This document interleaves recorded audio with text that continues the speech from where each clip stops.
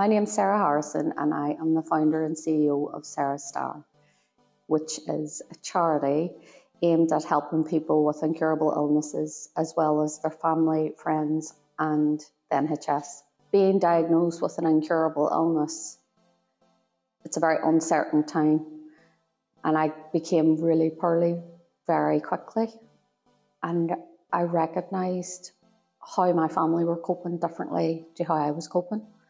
And a few years before I got cancer, my father died from esophageal cancer. So I watched my father die, which wasn't as scary as what you might think it is. It was actually a privilege to be there at the end of his life because we got to have conversations and really say goodbye.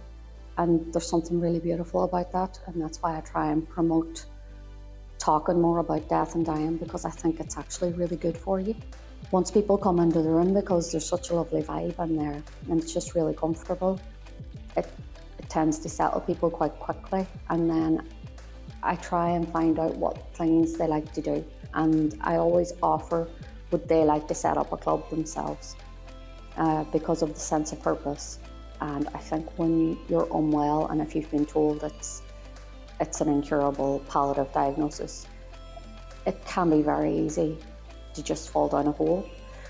But I think if you in your head are a bit like, well, I'm going to focus on what I can still do, and I love this, and if I can share it with other people who love it, they're the steps that start keeping you going a little bit. If you can get yourself into that frame of mind where you would even consider it, that's all it is, really.